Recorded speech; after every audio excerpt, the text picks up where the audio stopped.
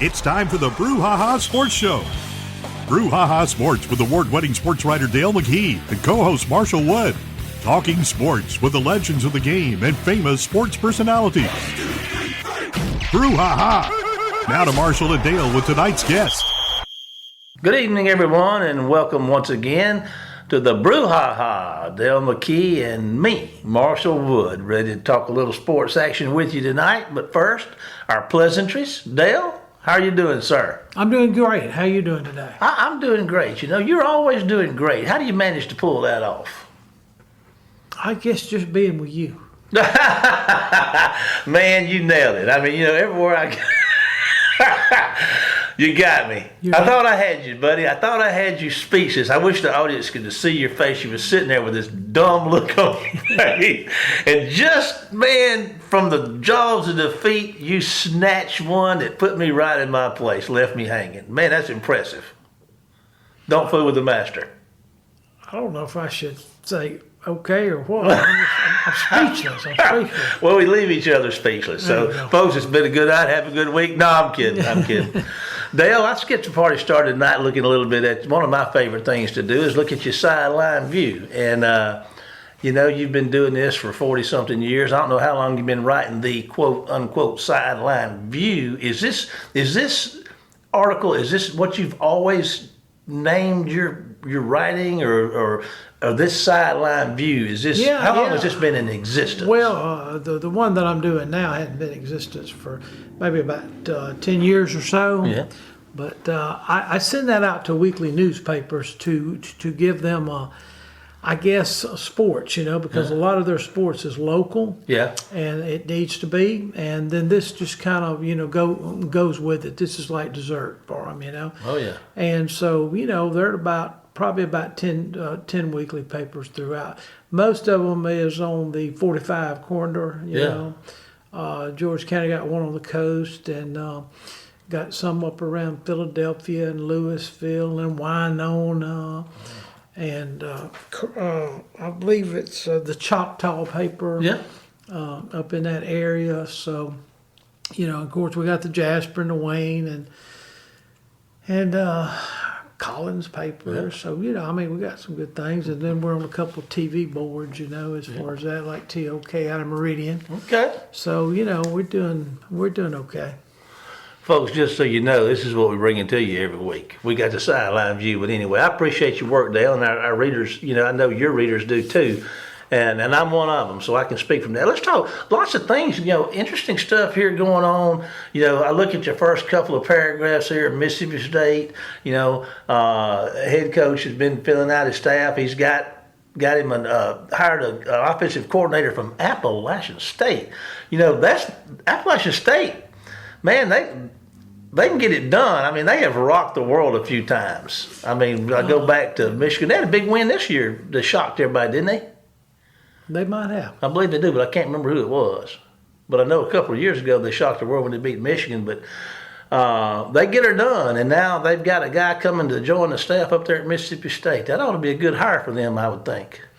Yes, I think, you know, we've discussed this before on this show, but he's kind of changed his whole offensive staff, if you really noticed that. So, you know, we were told a couple weeks ago by one of our buddies up there at the Bulldog Bite magazine that he thought it'd be a little bit more run-oriented offense, and just by what he's bringing in and with all these offensives, you know, he didn't keep the Steve Sparrow's son up there, who was a coach and things like that. But he brought in a couple of Mississippi guys. Will Friend, didn't he coach at Starkville? I think his dad. That was his dad, okay. I think his dad did. I think he grew up in the Philadelphia area. Okay. And Chad Bumpus, who was a great wide receiver. Oh, man, he was a good one. Yeah, he was at Utah, I believe, last year. And so he's come back home. He's a great wide receiver up there at State. He's from Tupelo. Mm-hmm. So, you know, that definitely helps with recruiting. Yeah. You know, having some Mississippi contacts. Yeah. Things like that. we got to be kind of quick on this because we got a guest, real good guest she's got for us tonight. We want to give plenty of time, but I sit here in a couple of things. These next two bullets, I see, Alabama, of course, their defensive coordinator, Pete Golding's coming to Ole Miss, and then Nick Saban reaches it over here to our neck of the woods down there at USM, gets our DC, and brings him over to fill a role as an analyst or an on-field advisor over there on the defensive side of the ball for the Crimson Tide, man. I think he's going to be an on-the-field coach. An on-the-field coach. Yes, but he just doesn't not. He's not going to probably be the DC. Yeah. But he is going to be. I think they've got openings in maybe the secondary. I think safeties, position coaching the secondaries, and they got some inside linebacker, and kind of that's what he did at Southern. He was the DC, but he was also the linebacker coach. Did a good job at Southern. He did. He must have, or Nick wouldn't have him coming. So, right. How you think Pete's going to do at Ole Miss? You think that's going to be a good fit for him? Well, I thought he got a lot of undue criticism. He gives up 31 points to LSU and they get beaten. They about want to crucify him.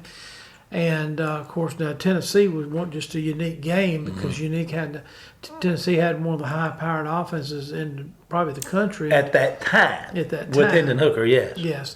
And so I think he was because, if you really look at it, he finished 9th in the country. Yeah. In points. Top 10 defense. And in 2 games, people almost scored 90 points on him. So you take those 2 games away, what did he do? Yeah. But I think, a lot of people say, well, Saban told him to go find another job. But I honestly think he was probably saying, you know what, I've had a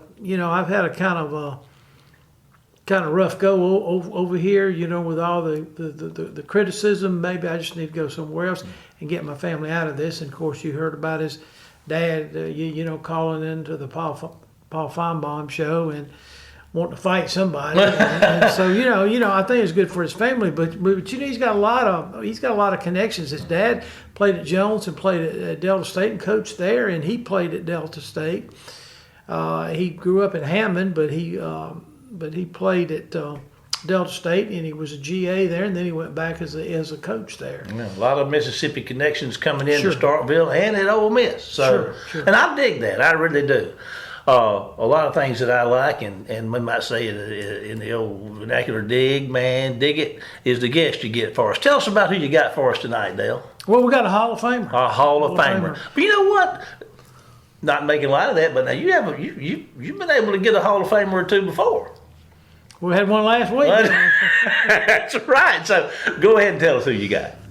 We got Richard Williams. He coached Mississippi State basketball for 12 years, and he's last week we had the winningest all-time college basketball coach in Mississippi, in Steve Knight, with his 750-plus wins.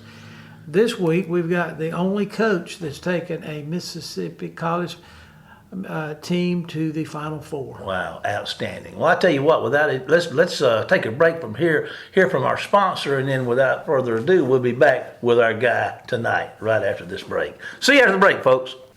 Phillips Building Supply in Laurel, your hometown building supply store since 1954. We are locally owned and pride ourselves on helping our customers find exactly what they need. From foundations to roofs to doors and windows, Phillips has it. For tools, hardware, lumber, and plywood, visit Phillips Building Supply. Welcome to the show, Coach Richard Williams. Coach, how are you doing today? I'm doing fine, Dale. Thanks. Well, first of all, what is Coach Richard Williams doing right now? I mean, as far as concerning basketball. Well, of course, I do the radio for Mississippi State men's basketball. I'm the, I think they call it the analyst.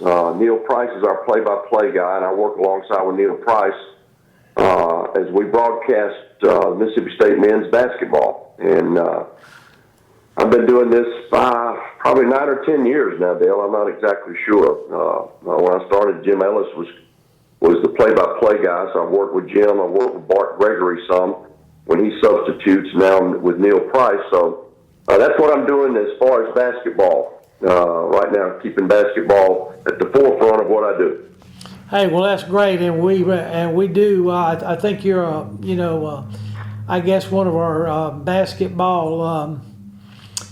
ambassadors for Mississippi, because you did something that nobody else has ever done. And I don't know if they'll ever do it again, but you took Mississippi State Bulldogs to the Final Four in 1996, and you knocked off some impressive teams and some very impressive coaches on that run. Just kind of recap that 96 team for us for just a couple minutes. Well, we went to the Sweet 16 in 1995, and were defeated in the Sweet 16 by UCLA, who went on and won the national championship.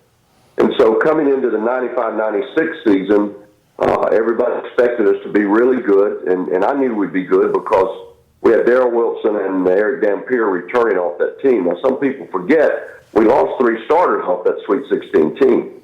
And so we had to replace 3 starters, and Marcus Bullard took over the starting point guard, took over T.J. Honore. Russell Walters became our starting power forward. Now, both of those guys had played extensive minutes the year before, but neither one of them were starters. And then we signed a junior college player, Dante Jones, and he was very talented.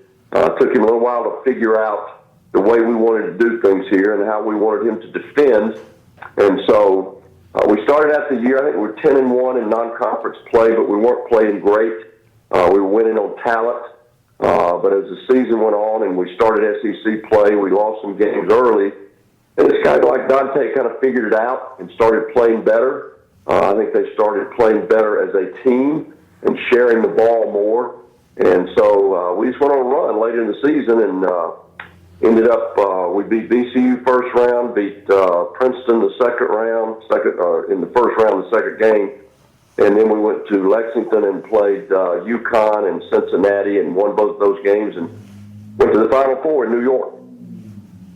Oh yeah, that was a great time that you had, and you just naming those players.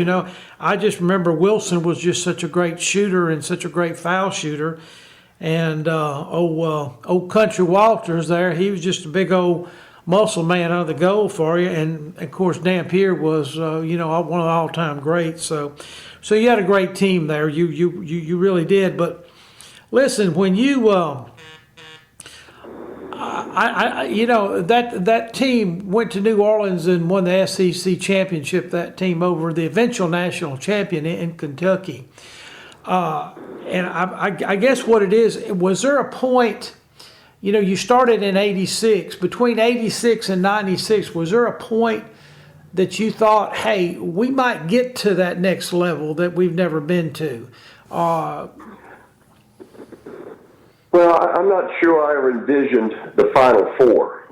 It's something there have been a lot of great coaches, a lot of great teams that have never been to the Final Four. So I never envisioned that. I just wanted to build a winning program at Mississippi State, a competitive program year in and year out. And, I was the 5th coach in 10 years at Mississippi State. And when I took over the program, Mississippi State had been to one NCAA tournament in the history of the school, wow. And that was 1963, which was my senior year in high school. And I wanted to build a program from the ground up. I knew we would not be successful early because of the way we wanted to do it, and the way I wanted to do it was bring high school kids in for the most part. And that first year, we inherited some players from Coach Boyd, and I tried to keep that group together as best I could. But there were players on that team that were really good players, but didn't fit what I wanted to represent our university. Let's say it that way. And so we made some changes. We signed 8 freshmen that first year. John Brady was my number 1 assistant, and he signed most of those players. And, as those players got better each year and grew and got more competitive, they got bigger, they got stronger. In 1991, their senior year, we tied for the SEC championship with LSU. And the year before, when all those guys were juniors, we went to the NIT and won a game at the NIT. And then won the SEC championship or co-champions in 91 with an LSU team. And so we qualified for the NCAA tournament in 1991, which was the first time since 1963. Wow. And I think that's the team, and I've said this before, without that 91 team, I don't think there would have been a Final Four team. The 91 team, that group of players, made Mississippi State relevant again in SEC basketball. And it allowed us to recruit some better players because they found out we can win at Mississippi State and we can compete for championships. Well, now, a lot of people may not remember because it is almost 30 years ago now about that 91 team. But y'all beat Shaq twice that year, right? I don't think Shaq played in one of the games, but you beat them twice, and that was pretty impressive. We did, and in the final game of the season, we played LSU, and we had to win that game to be co-champions, and Shaquille set out that game. But what people sometimes forget, we beat LSU in Baton Rouge that year, and Shaquille did play in that game. So we did beat LSU twice that year, which allowed us to tie them for the championship. And, of course, now when he set out that championship game, they started another 6'11" guy who went on and played in the NBA for several years, a foreign kid. I can't remember his name. So it's not like they didn't have another player take his place. He wasn't Shaquille now, obviously, but he was a good player. So they had that kind of depth. But our kids just, they were ready to play. They got up for the game. They understood the significance of the game. And so, that was a team of players that none of them were highly recruited players, but they were Mississippi kids for the most part. They wanted to represent their state in the right way. They wanted to prove to people that Mississippi could win in basketball, in particular Mississippi State could win in basketball. And they went about their business in doing that. And I tell people all the time, I'm still close to most of those guys. And I'm surprised they able to talk to me because we worked them so hard. If people could have watched our practices those first few years with that group of players, that they wouldn't have. It was unbelievable what we put that team through because we knew they weren't going to be as big, they weren't going to be quite as talented as most teams that we played in the SEC. And our theory was that we have to be tougher, we have to be stronger, and we have to be in better condition. And that's what we did in our practices. Our practices were brutal. The players would tell me all the time the games were easy compared to the practices. But that was, as I told them all the time, there was a method to my madness, and it worked for us. Hey, amen to that. I mean, you did a great job up there. First year you took over a team that was like 8-22, and just turned it around pretty quickly. I guess my next question will be as far as why do you coach basketball? Is it for the money or the fame, or how does somebody get in this profession? Well, I always wanted to be a good athlete, and unfortunately, I was not a very good athlete. I played high school basketball and high school baseball, but I was a substitute on a high school basketball team. I was not a very good player. My dad was a good athlete. I followed him around all the time to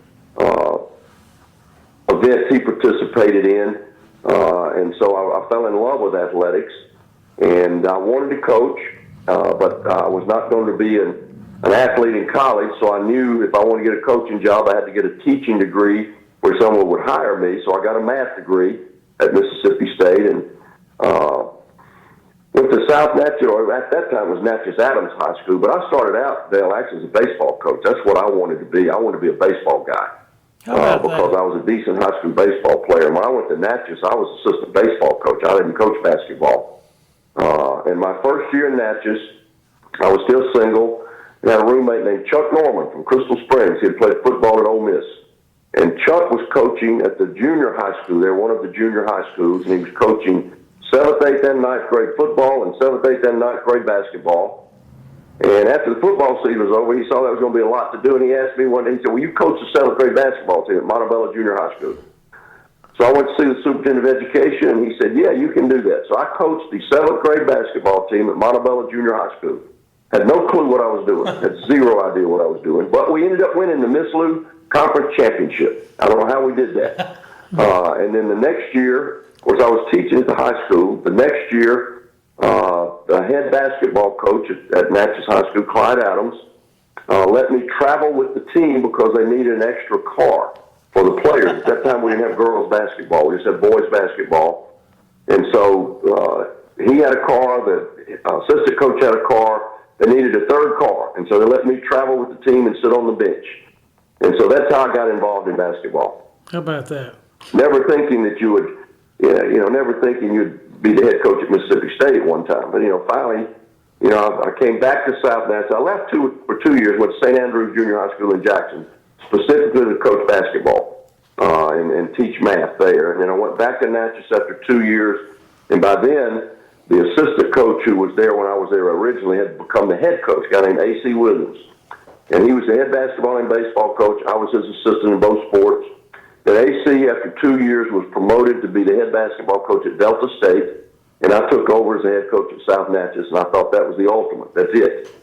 And we won some games, and I had a chance to go to Colin Junior College, and I thought I would be there forever, and ended up winning some games there, and met Coach Boyd through working his camps up here at State, and Coach Boyd hired me, and after 2 years, he left and recommended me for the job, and actually, people don't know this, Dale. I was the part-time assistant at Mississippi State when I became the head coach.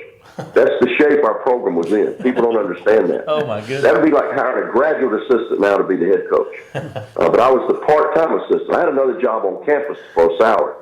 And that gives you an idea of where our program was at that time and how hard it was to build this program. Well, talking about that head coaching job, did you have to put in? Did they ask you to put in, or did they just say, "Hey, you're going to be the next head coach"? It's a long story. I'll try to be as brief as I can. Charlie Carr was the athletic director who hired me. Some people think Larry Templeton hired me. Charlie Carr was the athletic director, and he had come from North Carolina. He was assistant AD at North Carolina, and he was new.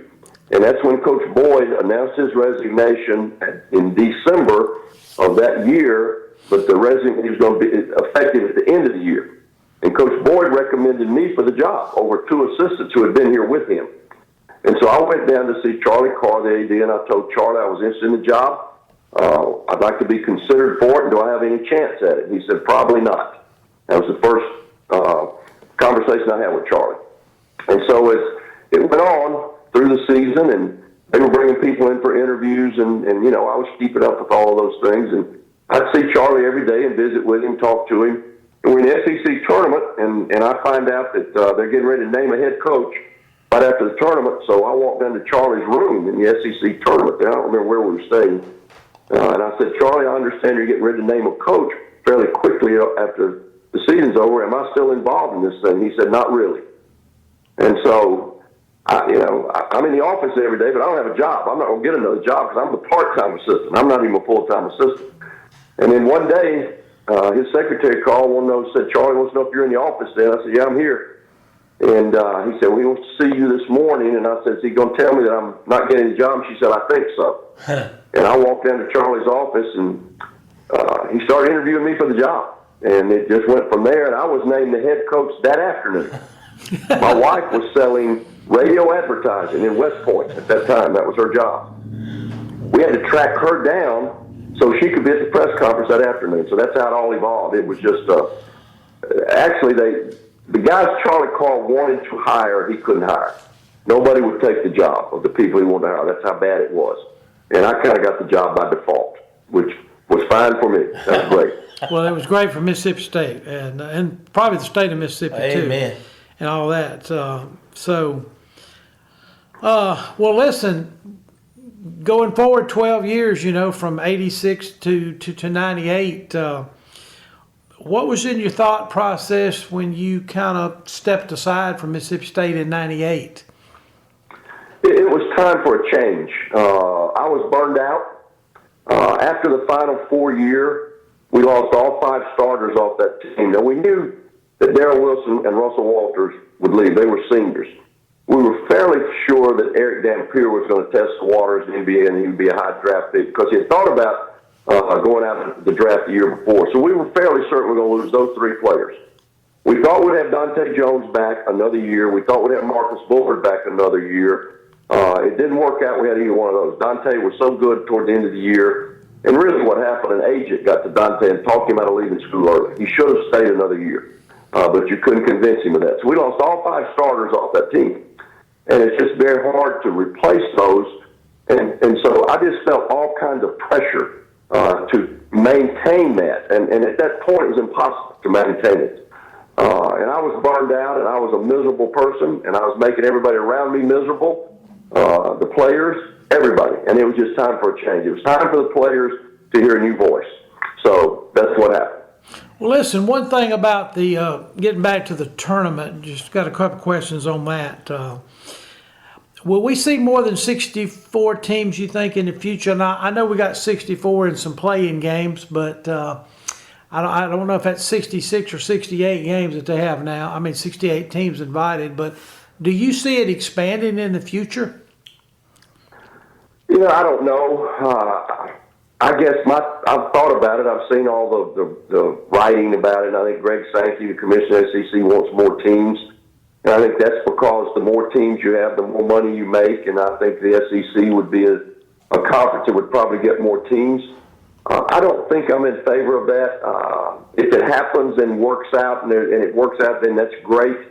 But right now, my thought process is I'm not particularly in favor of that. I'm not sure 64 is the right number. But what the administrators, the thought process is this, Dale. In football, bad football teams get bowl bids. If you win 6 games, some teams with 5 wins get a bowl bid, and it's a huge percentage of all the Division I football teams that can go to the bowls.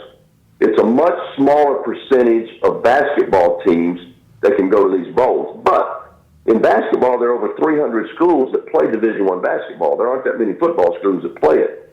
Some of the smaller leagues that don't even have football play Division I basketball. So you have so many more schools playing basketball, Division I basketball, but I don't know that I'm in favor of that. But if they change, it's not going to affect my life. So if they want to change it, that's fine with me. What about the selection committee? Have they actually kind of defined it a little bit better about what you have to do to maybe make the tournament? I think they defined it, and they give you all these analytics and the net rankings and the power rankings and all that kind of stuff.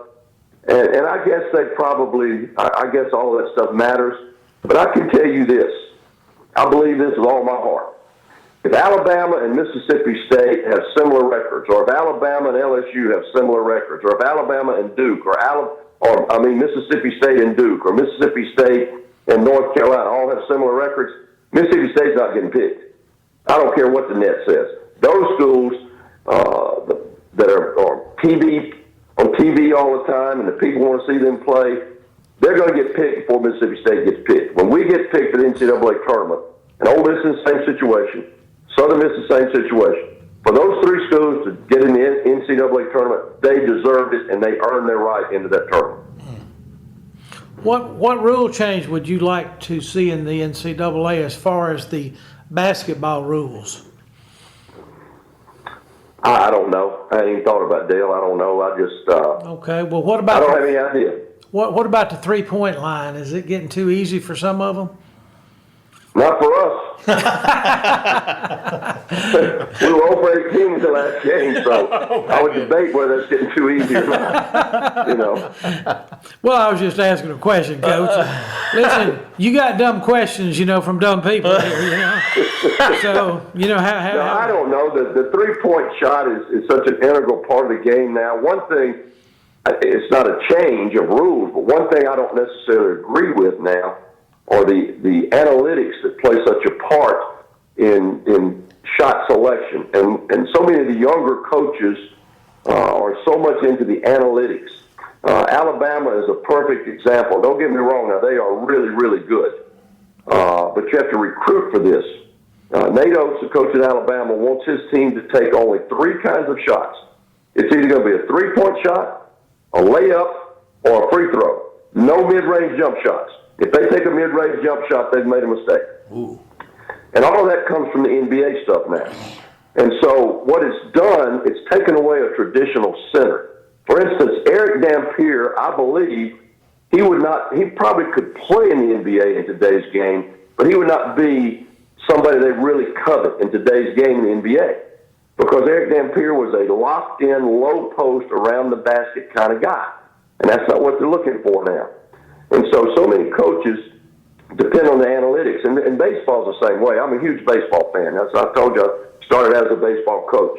The analytics in baseball now say hit home runs, don't bunt, don't steal, don't hit and run. So now they have all these uppercut swings trying to hit the ball out of the park because the analytics show you score more runs like that. Well, it also makes the game not nearly as fun. And for me in basketball, to shoot just three-pointers, get to the rim, shoot free throws, you have to be able to recruit to that. And I believe this, at Mississippi State, we're a small state, small populated state, in an area that's hard to get to. I'm not sure you can always recruit to a certain style of play at Mississippi State. Our philosophy was, let's go find the best players that we can get here, and then we will fit a style of play to their abilities. And I still believe the three-point shot, the mid-range shot has an importance in the game. Coach, this is Marshall. I'm the timekeeper, and I hate to do this, man. We got such a good thing going, but we are on time constraints because the Bulldogs are going to be playing on WABO right after we finish this interview. So we'll be listening to you again. You're going to get a lot of airtime on WABO tonight, my friend. So I didn't know we were playing tonight. I thought it was tomorrow night. Well, no, this is we're taping this on Monday for Tuesday show. For those folks out there that's right. You told me that. Okay. I got you. Okay. Then, you'll get to hear me again tomorrow. I'm actually getting ready to go to practice right now to see what we're going to do tomorrow, what the game plan is. Well, I would say shoot three-pointers and hit your layups and beat LSU by 40. Well, you can tell them to hit the three-pointers, but tell them to hit three-pointers and making the three-pointers different things. People tell me all the time, and I know we got to go, but very quickly, they say, y'all got to find some shooters. I said, we got plenty of shooters. We just need to find some makers. Not shooters. They all shoot it. We just got to make some of them. Well, listen, Coach, we really appreciate you. We thank you for you mean a lot to Mississippi, and we appreciate your commitment to Mississippi because a guy like you could go anywhere he wanted to go. Thank you so much for doing what you do and being with us tonight. Thank you, sir. Thank you for having me on. I appreciate it. All right. We're going to, I tell you what, folks, we're going to get ready to listen to some Bulldog basketball. So for Dale and the coach and I, we're going to sign off and tell you to follow us on Facebook during the week at the Brouhaha and also on our YouTube channel at the Brouhaha. But for now, it's time for us to say goodbye, Dale. Goodbye, Dale. And we'll see you next week for more of the Brouhaha. Get us out of here, Jamie. Phillips Building Supply in Laurel, your hometown building supply store since 1954. We are locally owned and pride ourselves on helping our customers find exactly what they need. From foundations to roofs to doors and windows, Phillips has it. For tools, hardware, lumber, and plywood, visit Phillips Building Supply. You've been listening to the Brouhaha with Dale McKee and Marshall Wood. Heard Tuesday evening, 6 p.m. on WABO. For more of the Brouhaha, follow us during the week on Facebook and WABO.